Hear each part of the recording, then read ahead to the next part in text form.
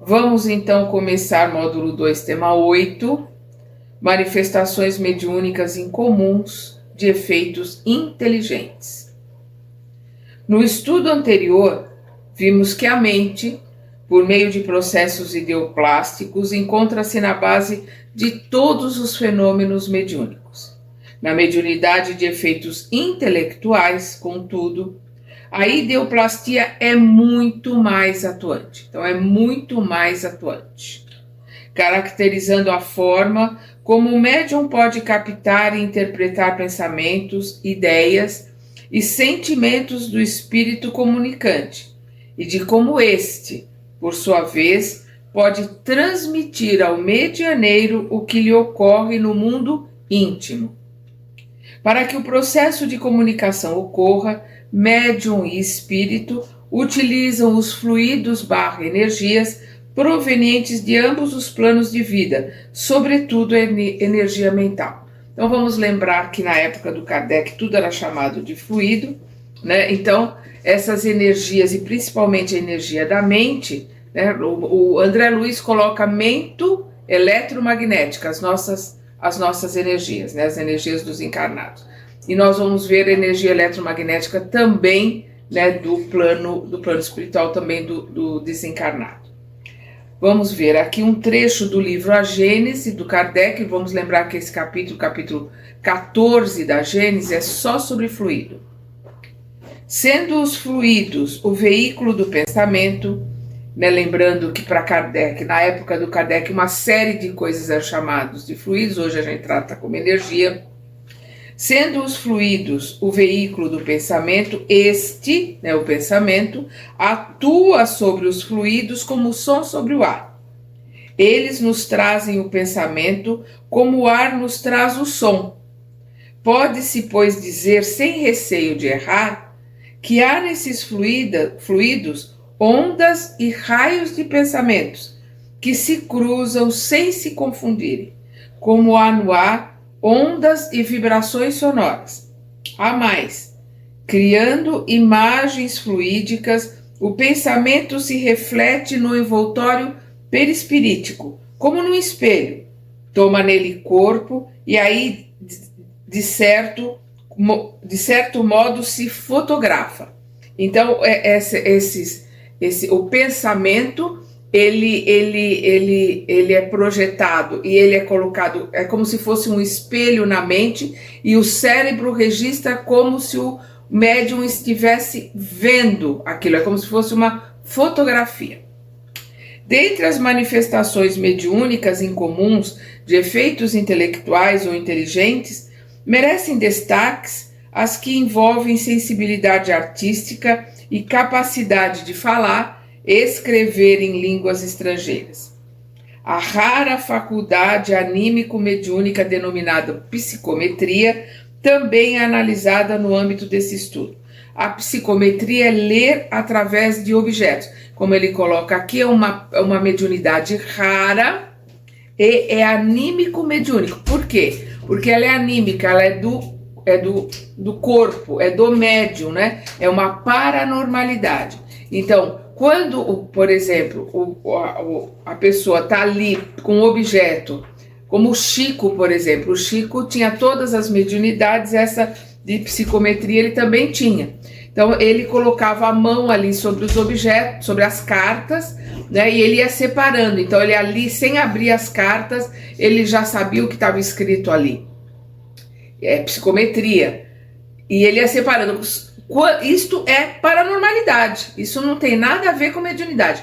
Quando o médium entra em contato com o dono do objeto que está ali, que ele está pegando as imagens, né, ou entra em contato com o espírito enquanto está fazendo isso, que está ajudando na comunicação, aí é anímico-mediúnica, mistura a paranormalidade, que é o anímico, com a mediunidade, o fato de ter um espírito ali trabalhando junto. Item 1. Manifestações mediúnicas artísticas. Pela arte, é possível captar a realidade de forma intuitiva e sensível, vez que, valendo-se do sentimento, o artista consegue exprimir em suas obras a percepção do belo e da estética. Nessas condições, o artista se revela como uma pessoa que tem habilidade para racionalizar o sentimento, a fim de que o sentimento, possa ser contemplado e entendido por outras pessoas. O entendimento das produções artísticas não deve ser limitado aos preceitos da técnica e da habilidade. Envolve, sobretudo, o senso de estética e de beleza, que, por sua vez, está relacionado às conquistas morais do artista. Para Allan Kardec, as obras artísticas sempre revelam o grau do senso moral do autor. As que expressam fealdade, grosseria e rudeza nos traços são indicativas de baixo senso moral do autor. Fecha aspas. Aqui é um trecho de Obras Póstumas do Allan Kardec. A fealdade, aqui considerada, não está relacionada aos aspectos plásticos, nem às imperfeições da forma física. Há pessoas que, mesmo apresentando certa fealdade na modelagem fisionômica, são consideradas belas em razão das qualidades do seu espírito, que oblitera, que apaga e sobrepõe a estética corporal. Então tem pessoas que esteticamente não são bonitas, mas a beleza interior é tão grande que a qualidade do espírito apaga aquela falta de estética, ou a falta daquela beleza física, porque o que sobressai é a beleza interior. Nós temos um exemplo do Chico, que não era um homem bonito, mas que tornava-se maravilhoso pela sua energia, pela sua mansuetude, pela sua amorosidade. E agora nós vamos ver um trecho do livro Obras Póstumas. Desde muito tempo se tem dito que o semblante é o espelho da alma.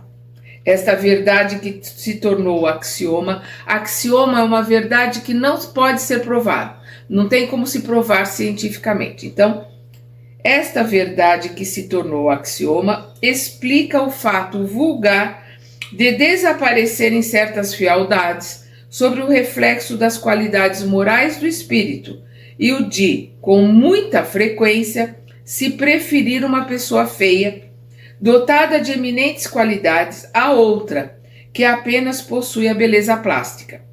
É que semelhante fealdade consiste unicamente em irregularidades de forma, sem contudo excluir a finura dos traços necessária à expressão dos sentimentos delicados.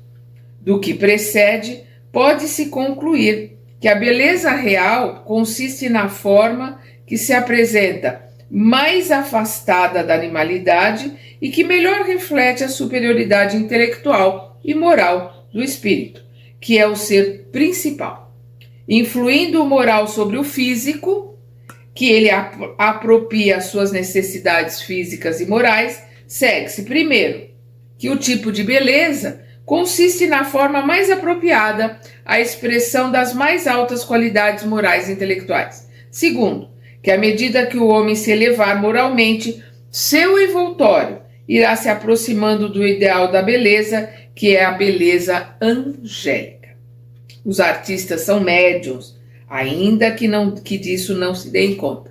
Então todos os grandes artistas, todos os artistas com sensibilidade são médiuns, têm uma certa mediunidade, que apresentam características peculiares da personalidade em razão de sua aguçada sensibilidade. Tais características os tornam diferentes das pessoas comuns, sendo não raro equivocadamente vistos como pessoas exóticas, diferentes, até de difícil convívio, situação que Emmanuel esclarece com lucidez. E aqui nós vamos ver um trecho do livro Consolador de Emmanuel. Nós temos o Consolador aqui, no nosso canal, é só ir lá na playlist para acessar. O artista, de um modo geral, vive quase sempre mais na esfera espiritual que propriamente no plano terrestre, Seu psiquismo é sempre resultante do seu mundo íntimo, cheio de recordações infinitas das existências passadas ou das visões sublimes que conseguiu apreender, guardar dentro dele nos círculos de vida espiritual antes da sua encarnação no mundo. Então ele tem sempre essas recordações do passado, né? Se é da música ou se é da pintura, e ele tem uma sensibilidade também que faz com que ele possa acessar, com que ele possa ter uma comunicação com o plano espiritual. Vamos lembrar numa das obras do André Luiz, nós temos todas as obras do André Luiz aqui no canal. O André Luiz, se eu não me engano, é no livro, salvo engano, Sexo e Destino, que ele entra no escritório do Félix, que é o mentor desse livro, e ele vê um quadro lindíssimo, aí ele fala, nossa, eu vi esse quadro no museu, ele dá lá o nome do museu, é do artista tal, e só que aqui o quadro é muito mais bonito. E aí o mentor coloca para ele, que o artista já tinha visto esse quadro, e ele, em desdobramento, ele vinha aqui olhar esse quadro e ele fez uma cópia. Ele tentou fazer uma cópia na Terra, é um belo quadro, mas não chega aos pés do original, que é esse que está aqui. Então essa sensibilidade, nós vamos ver Schubert também colocando sobre a Ave Maria de Schubert, que ele coloca, que ele ouviu, ele sonhou ouvindo essa música, e a hora que ele acordou, ele passou a música para o papel, mas ele não conseguia chegar aos pés da sonoridade da música que ele ouviu em sonho. Então a gente vê a sensibilidade, o contato, né, do artista com o mundo espiritual. Então, continua falando aqui dos artistas, né? Continua aqui dentro da colocação do Emmanuel no Consolador. Seus sentimentos, né, os sentimentos dos artistas e percepções transcendem a dos homens comuns, pela sua riqueza de experiência no pretérito, situação essa que, por vezes, dá motivos à falsa apreciação da ciência humana, que lhe classifica os transportes como neurose ou anormalidade nos seus erros de interpretação. Então, que a ciência humana às vezes coloca esses artistas como neuróticos ou como loucos. Vamos lembrar Van Gogh, que foi colocado como louco, né?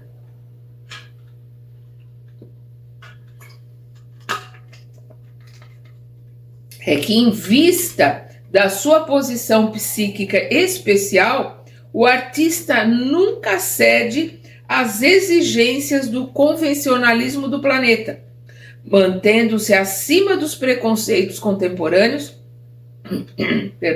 salientando-se que muita vez, na demasia de inconsideração pela disciplina, apesar de suas qualidades superiores, pode entregar-se aos excessos nocivos à liberdade quando mal dirigida ou falsamente aproveitada. Então, se o artista não tiver disciplina para aprender, se melhorar moralmente, ele pode ficar à mercê por essa sensibilidade, por, digamos, essa porta aberta que ele tem, à mercê dos seus obsessores, né, dos irmãozinhos instigantes, e ser arrastado, né, para colocações menos dignas, inferiores, né, colocações inferiores. As manifestações artísticas mediúnicas são muito variadas, mas é necessário que o espírito comunicante e o médium tenham conhecimento artístico a fim de viabilizar a manifestação. A aquisição do aprendizado A aquisição do aprendizado artístico do médium nem procede da reencarnação atual, mas de experiência vivida em existência pretérita. O médium precisa ter conhecimento artístico, mas não precisa ser nessa vida. Ele pode ter tido esse conhecimento em vidas passadas e aquilo é aproveitado junto ao artista desencarnado que está se manifestando ali com ele.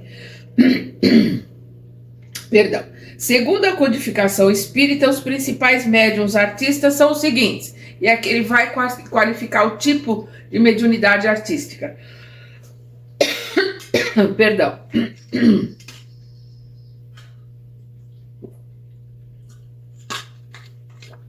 Primeiro, médiuns pintores ou desenhistas, Isto aqui é do Livro dos Médiuns, são os que pintam ou desenham sobre a influência dos espíritos. Falamos dos que obtêm trabalhos sérios, visto não se poder dar esse nome, né, de trabalho sério, a certos médiuns que espíritos zombeteiros levam a fazer coisas grotescas. Segundo, médiuns músicos, também do Livro dos Médiuns, os que executam, compõem ou escrevem músicas sobre a influência dos espíritos. Há médiuns músicos mecânicos, semimecânicos, intuitivos e inspirados, como usar para as comunicações literárias. Então, todo tipo de mediunidade para todo tipo de comunicação.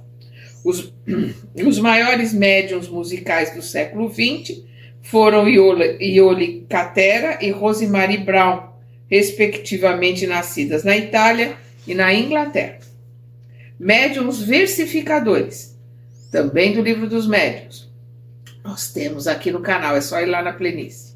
É fundamental se ler, reler, estudar o Livro dos Médiuns.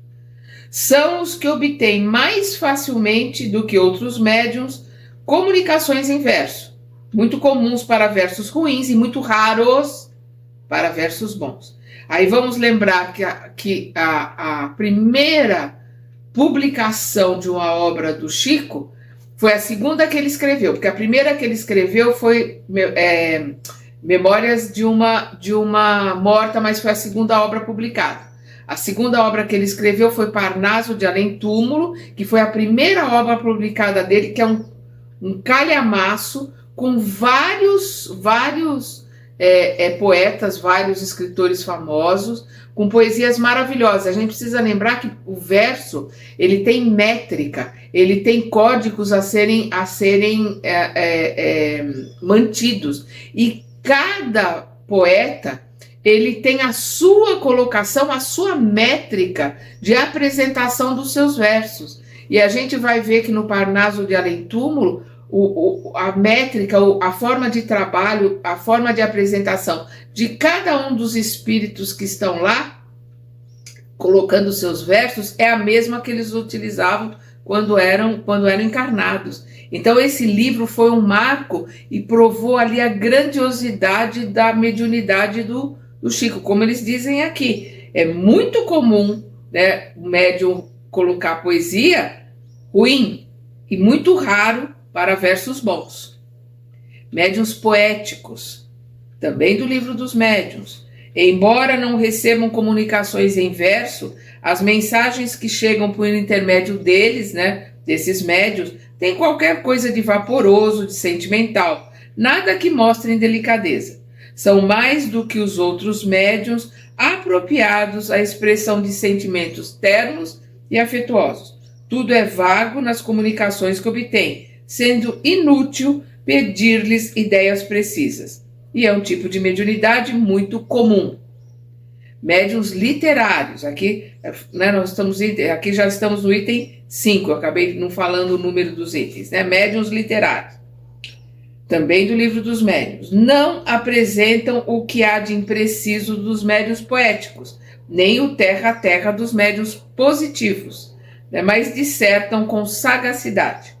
Tem estilo correto, elegante e frequentemente de notável eloquência. E por último, os médiuns historiadores, os que revelam aptidão especial para as explanações históricas. Como todas as outras, essa faculdade independe dos conhecimentos do médium, pois não é raro se verem pessoas sem instrução e até crianças tratar de assuntos que estão fora do seu alcance. Variedade rara dos médiuns positivos, né? Dos médiuns que têm um trabalho ligado ali à ciência ou um trabalho ligado à atividade mais intelectual.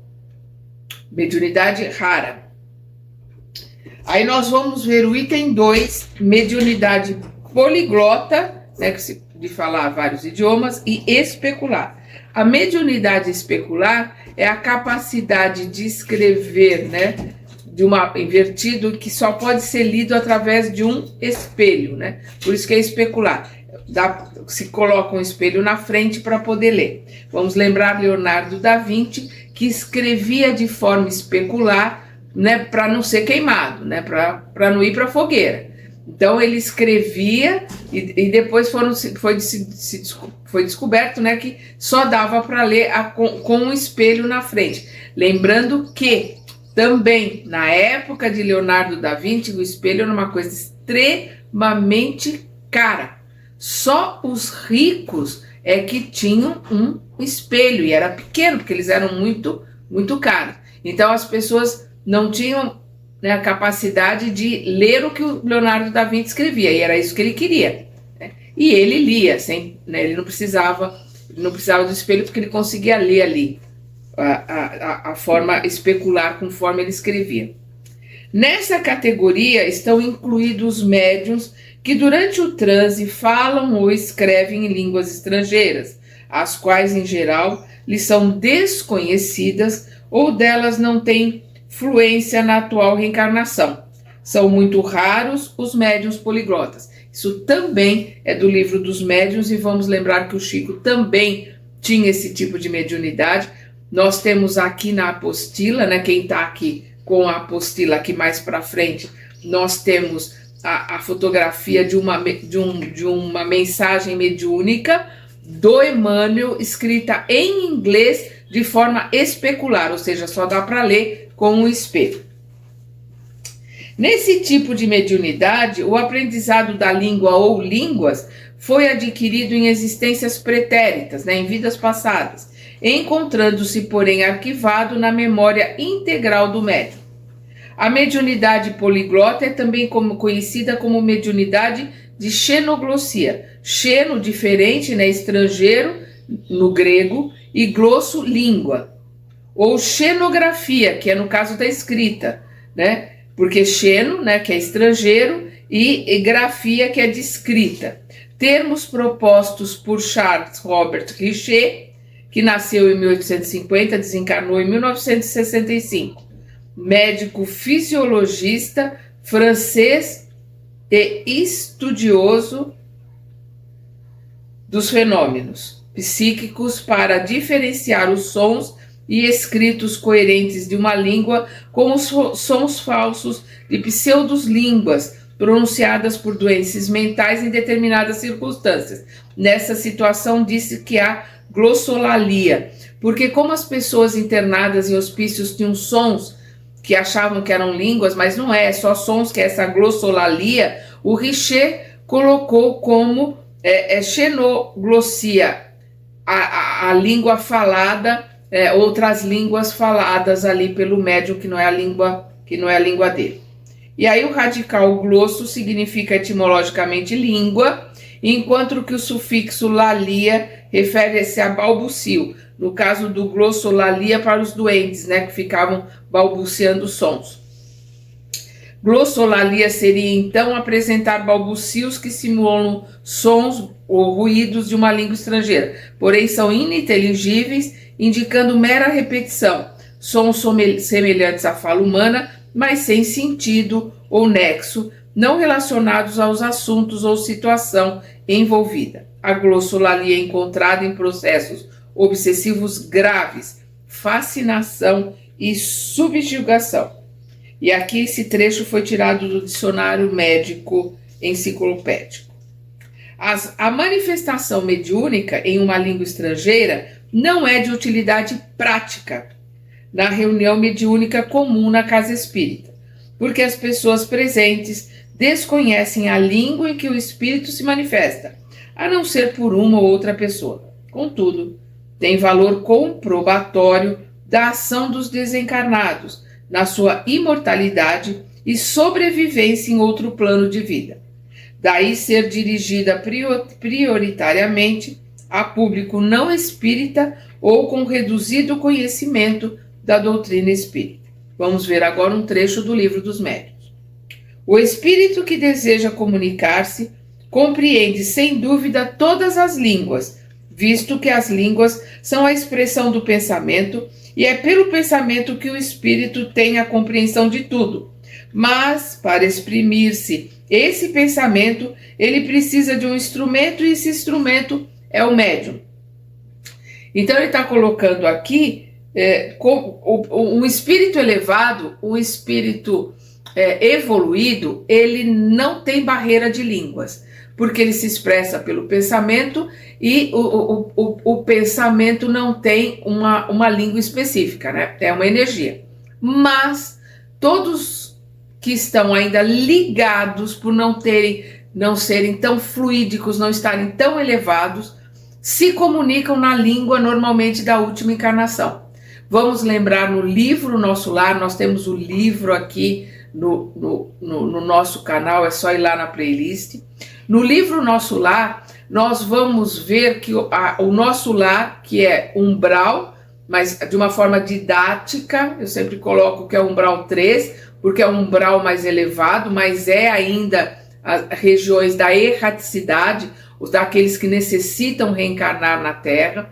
Então, no nosso lar, eles começam a receber desencarnados da Europa, porque as colônias da Europa não comportavam mais. E aí a gente vê que chegam esses irmãos que estão chegando ali da Europa e eles precisam de intérprete, porque ali eles ainda precisam da língua, né, da colocação que é feita dentro da encarnação. Aqueles que vieram da Polônia estavam ali se comunicando em polonês, então eles precisavam de um intérprete para poder ajudar, para poder atender. Então é o que ele coloca aqui. A alma do médium que recebe a comunicação do espírito estranho só pode transmiti-la por meio dos órgãos do seu corpo. Ora, esses órgãos não podem ter, para uma língua que o médium desconheça, a flexibilidade que apresentam para a língua que lhe é familiar. Outro ponto que merece ser destacado é que com a morte do corpo, raros são os espíritos que se libertam de imediato da língua pátria, utilizada na última reencarnação, ainda que se considerem a linguagem do pensamento exercitada no plano extrafísico e que durante a manifestação mediúnica o comunicante espiritual projete na mente do médium imagens ideoplásticas, né? Plasmadas, materializadas nessas imagens, como uma fotografia. Então, projete na mente do médium imagens ideoplásticas que serão decodificadas pelo médium, né, pelo medianeiro, na forma de palavra escrita ou falada. Não é possível, pois, libertar-se automaticamente das lembranças relacionadas à linguagem que o espírito articulava até recentemente, né, até o seu desencarne. E aqui nós vamos ver um trecho do André Luiz, do livro Evolução em Dois Mundos. André Luiz esclarece então que é forçoso observar que a língua articulada no chamado espaço das nações, né, nas fronteiras,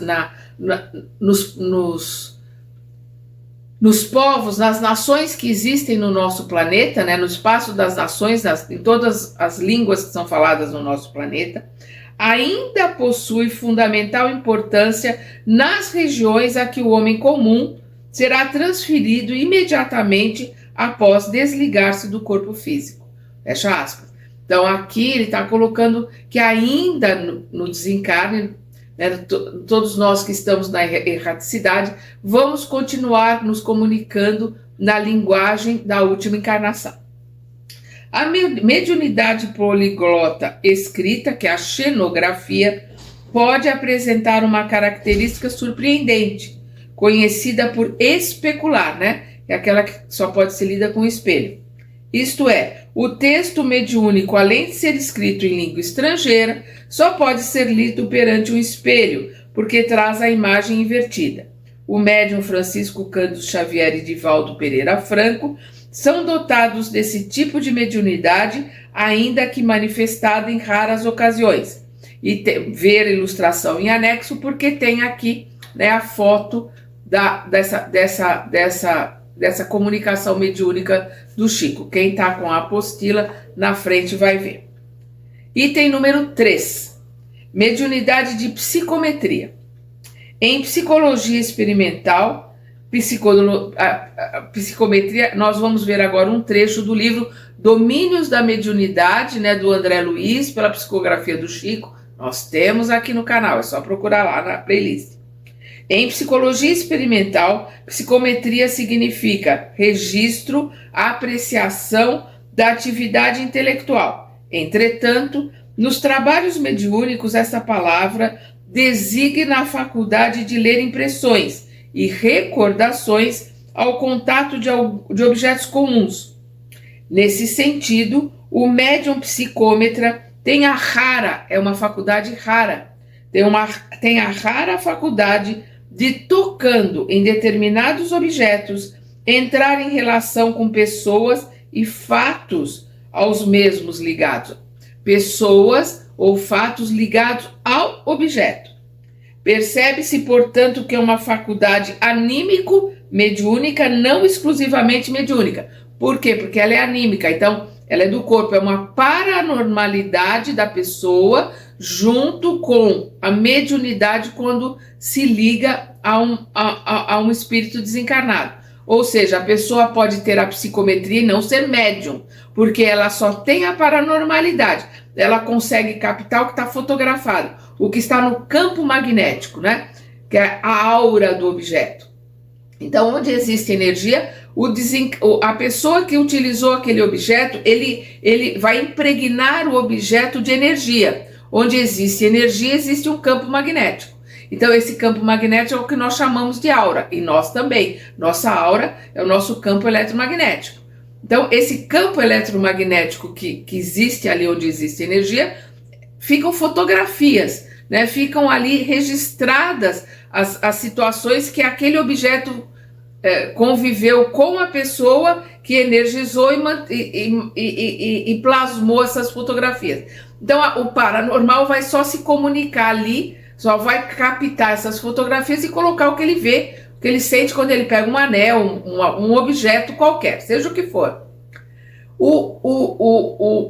O médium, por isso que é anímico-mediúnica, quando ele é, além de paranormal, é médium, ele também pode se comunicar com o espírito desencarnado ou encarnado, dono daquele objeto.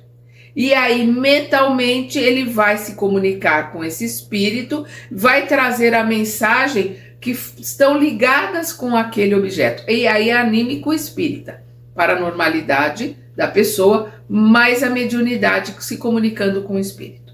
E aqui nós vamos ver um trecho do livro Mecanismos da Mediunidade. O espírito André Luiz esclarece como é possível realizar leitura psicométrica mediúnica. Destacaremos assim que em certos indivíduos a onda mental a expandir-se, quando em regime de circuito fechado, na atenção profunda carrega consigo agentes de percepção avançada com capacidade de transportar os sentidos vulgares para além do corpo físico no estado natural de vigília. Então, em certas pessoas ela consegue expandir, que é o psicômetra, né? Expandir-se quando em regime de circuito fechado. Ele entra, digamos assim, num transe, ele se afasta do corpo e ele consegue, né, fechar um circuito eletromagnético, ou seja, ele consegue não só a questão da energia, com a questão dele poder estar fora dessa prisão que é o corpo, expandir. Por isso que o Kardec chama de emancipação da alma. Ele se afastando do corpo, ele expande e expande todas as características anímicas que ele tem. Vamos lembrar, nós já vimos em estudos passados aquele rapaz que o Kardec coloca lá no livro dos médiuns, que ele vê as pessoas por dentro. O psicômetra consegue captar nessa expansão, nessa capacidade que ele tem, né, dele, que ele consegue manifestar, ele vai conseguir captar, visualizar as fotografias, as materializações que estão plasmadas ali no objeto. O fluido nervoso ou força psíquica, a desarticular-se dos centros vitais, incorpora-se aos raios de energia mental exteriorizado neles, configurando o campo de percepção que se deseja plasmar, segundo a direção da vontade. O que é dileção da vontade? Dileção é uma emanação de energia com afeto e amor. Então, é uma emanação de energia da vontade com amor, com sentimento, conferindo ao espírito novos poderes sensoriais. Então, fazendo com que ele capte emoções, com que ele capte esses sentimentos que foram emanados, que foram plasmados ali no objeto. E ele, por essa emancipação, né, que ele tem, saindo, e isso é uma paranormalidade da pessoa, ele consegue visualizar essas emoções, essas fotografias que foram registradas ali. E no caso dele ser médium também, ele vai, digamos assim, é um desencarnado, ele é evocado no momento que se mexe, que está ali com o objeto dele, ele é evocado, então ele vai conversar com esse espírito que foi dono desse objeto e trazer as mensagens. A leitura psicométrica ocorre por duas vias, né? Que é o que nós estamos falando. Uma que é aquela dele só ver a fotografia do que está ali, e outra de se comunicar com os médiuns, e a gente vai com o espírito. Então, por duas vias. A percepção dos fatos impressos na aura do objeto. Então, está plasmado, é a fotografia, está impresso ali na aura do objeto. É um tipo de psicometria. B, outro tipo de psicometria. O médium pode ter as duas? Pode. Pode ter só uma? Pode. Né? Para a gente entender. Relação telepática que o médium psicômetra faz com a mente de quem possui o objeto, independentemente do fato de que este esteja encarnado ou desencarnado.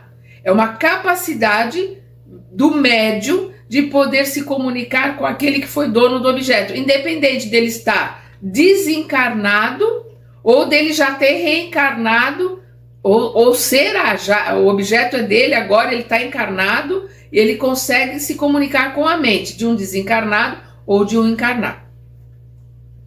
Podemos então imaginar que o psicômetra, ao ter contato direto ou indireto com um objeto, entra em uma espécie de túnel do tempo, tomando conhecimento de fatos e pessoas relacionados ao objeto em questão. André Luiz explica também, e aqui vai ser no livro Mecanismos da Mediunidade, André Luiz explica também que ao sentir ou tocar o objeto, o médium naturalmente sintoniza com a mente do proprietário, né? Uma característica de mediunidade. Palavras do André Luiz no livro Mecanismos da Mediunidade. Quem apresenta ao psicômetra um pertence de antepassados, na maioria das vezes, já lhe invocou a memória, já houve uma evocação, já se chamou aquele espírito através do pensamento. E com isso, quando não tem atraído para o objeto o interesse afetivo no plano espiritual, terá desenhado mentalmente os seus traços ou quadros alusivos às reminiscências de que disponha, estabelecendo assim recursos de indução para que as percepções ultrassensoriais do médium se lhe coloquem no campo vibratório correspondente. O que ele está colocando aqui? Então, houve essa invocação do dono, vamos colocar ali um anel, do dono do anel, que ele já é desencarnado. Digamos que não existe uma ligação, aquele desencarnado não tem uma ligação muito forte com aquele anel, mas pela evocação, ele foi chamado ali, aí ele é colocado aquele anel, ele é lembrado daquele anel. Então, o que é reminiscência? É lembrança. Então, no momento que isso é perguntado para ele vai lembrar, mas que anel que é esse? Ah, sim, é aquele anel que eu usava o tempo todo, eu ganhei do meu pai, era do meu avô, ou eu comprei em tal lugar. Então, vai vir as reminiscências, vão vir as lembranças desse dono do objeto, e aí o médium pode captar essas lembranças. Quando é uma pessoa que está ligada ao objeto, né, essas lembranças vêm com mais facilidade. Se não é, vai se buscar as reminiscências, né? As lembranças que estão guardadas dentro da mente do desencarnado para que o psicômetra possa captá-las e falar, né? Por isso que ele fala aqui, para que se lhe coloque no campo vibratório correspondente, para que o médium entre nesse campo vibratório, né, assimile essas energias e possa ele poder dizer, colocar, analisar, traduzir essas energias que foram que ele captou e que ele decodifica. Os médiuns psicométricos foram e ainda são muito utilizados para localizar objetos perdidos ou localizar tesouros ocultos. Em decorrência, podem ser assediados por espíritos embusteiros e brincalhões.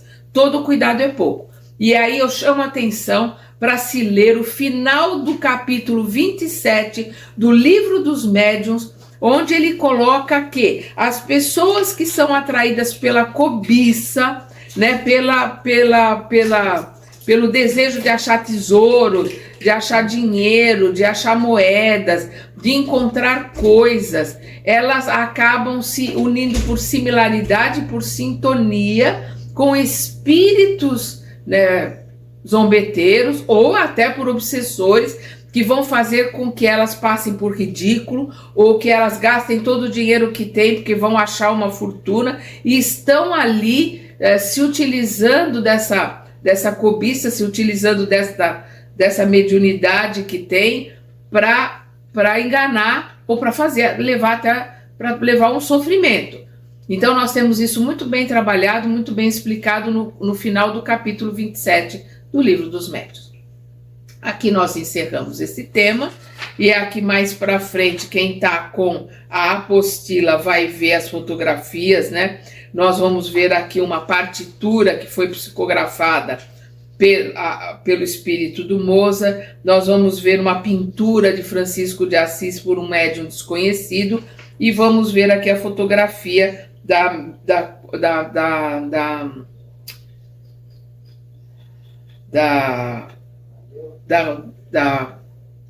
psicografia feita pelo Chico, do Emmanuel, que estava tentando lembrar do Emmanuel, de forma especular, né?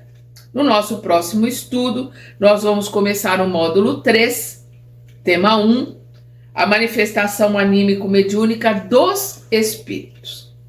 Até lá!